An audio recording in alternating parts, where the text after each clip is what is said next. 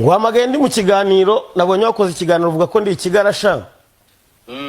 Ngo kandi ko dukorana n'imitwe irwanya leta. Ariko nashatse facts z'ibyo wagendeyeho ndazibura. Ndagira ngo umbwire mu bushakashatsi waba warakoze unshinja kuba ikigarasha ubushakashatsi wabukoreye. Negeranye inkuru zose wagiye ukora se? Zibyabaye cyangwa izo nkuru zikaba ari impimbano? Izo nkuru ni impimbano kuko nta wundi uba wabajije. Hanyi muri urwego se nta bayobozi bagiye bazibalansinga. Ni gute ukora inkuru ntubaze n'inzego bireba wowe ugapfa guhurutura inkuru umuturage aguhaye gusa? Umuturage ni iki, umunyamakuru ni iki? Hanyi iyo zikozwe ari inkuru mpimbano uri ribu, uri umushinjacyaha, uri iki? Shinzwe nanjye kureba inkuru nk'izo ngizo zibogamye nanjye nkazihengamura. Wowe nkande se? Wowe nkande? Wowe se ukora ziriya nkuru nkande? Nk'umunyamakuru, nk'umuvugizi wa rubanda, nkabaza n'inzego zirebwa n'icyo kibazo. Sasa ngewe izi bintu nkimara kubyumva, izi nkuru zombi nkimara kubyumva gutya, nge muri nge nagize agahinda. Gukunda igihugu ni iki? Ese igihugu ni iki? Ibi bibazo byombi byahise binza mu mutwe nkimara kumva izi nkuru z'aba bagabo. Ngiye kureba nsanga gukunda igihugu ni ugukunda bene gihugu, ni ugukora ibyateza imbere rubanda kubera ko rubanda nicyo gihugu. Uyu Ndahiro ni umugabo wagiye urwana inkundura nini mu kugaragaza ibikorwa n'abayobozi gito, reka mbite gito kubera ko abayobozi bose si bamwe, mu kugaragaza ibikorwa n'abayobozi gito bigakorerwa abaturage kandi mu nyungu z'abayobozi gusa.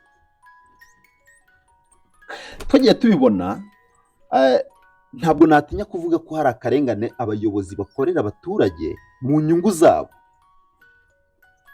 Nsimbukiye ku iki kibazo cy'isenyerwa cya Disikrema yakoze amakosa pe agaragara kubera ko icyangombwa yahawe ntabwo ari cyo kintu yakoze.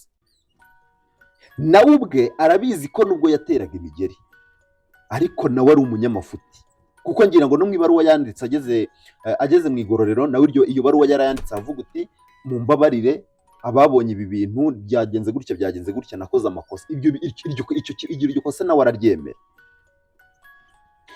Ariko ikibazo kirimo, ese inyubako irahaguruka kuva kuri fondasiyo ikarinda izamuka igera ku isakaro? Wowe Magashi utekereza ko nta muyobozi n'umwe uvuze icyo kintu?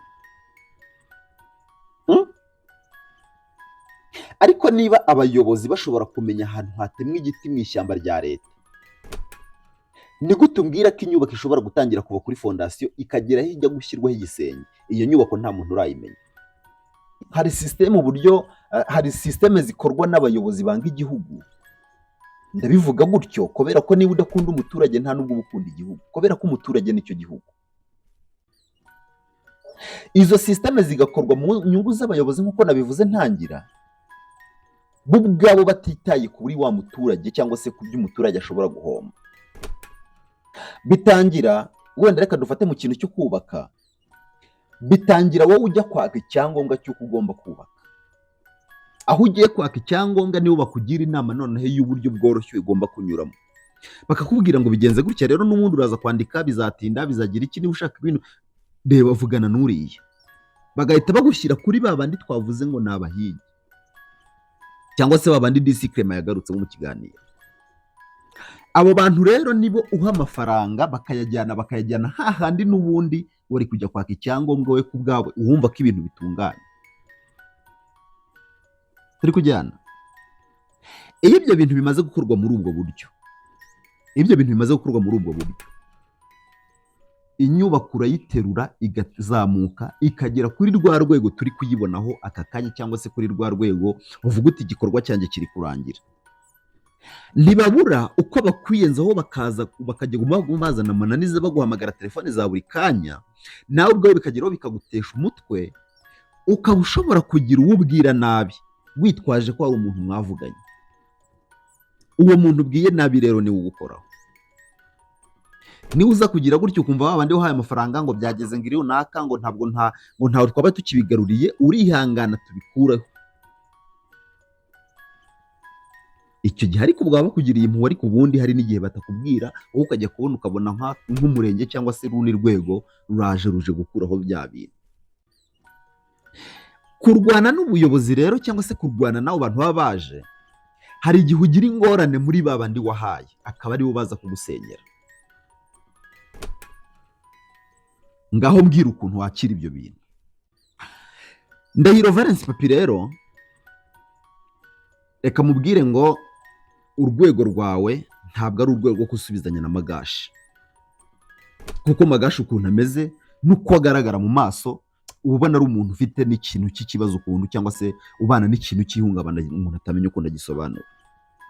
Noneho kandi hagakurikizaho n'ubujiji cyangwa se ubwenge buke ku bijyanye n'iby'umwuga w'itangazamakuru cyangwa se n'umwuga w'itangazamakuru ibyo ugomba gukora. Araza agasesengura, ariko nabwo ibintu avuga uba wumva nta logique irimo, kuko ntabwo mpamya uburyo umuntu w'umugabo nk'uriya ashobora kuza akita umuntu ikigarasha. Ese iyo nkuru yakozwe mu nyungu zande? Yakozwe ku nyungu za Valens cyangwa yakozwe ku nyungu z'umuturage? Umuturage nubwo yakosa hari uburyo ahanwa, hari inzego ziba zishinzwe kumuhana. Ndahiro Valens mu nkuru akora hari urwego rukontorora inkuru yakoze. Kugeza aka kanya ntabwo urajya ku cyangombwa cy'igitangazamakuru akorera ngo umenye ibyo bemerewe gukora n'ibyo batemerewe gukora. Ese usanze ibyo akora ari byo biri mu murongo w'icyangombwa n'ubundi bafite? Ese ikigarasha ni iki? Ese niba His Excellence umubyeyi wacu Paul Kagame avuga uti niba uhawe serivisi itari nziza bimenyeshe, kubera ko hano mu gihugu cyacu umuturage niwe uri ku isonga, ntabwo umuyobozi azi inyuma y'umuturage, kubera ko umuyobozi ni umucakara w'umuturage cyangwa se ni umukozi w'umuturage. Niba nkoze ibyo ntishyimiranye ngomba kureklama nkavuga ibi bintu bankoreye ntabwo bishimishije.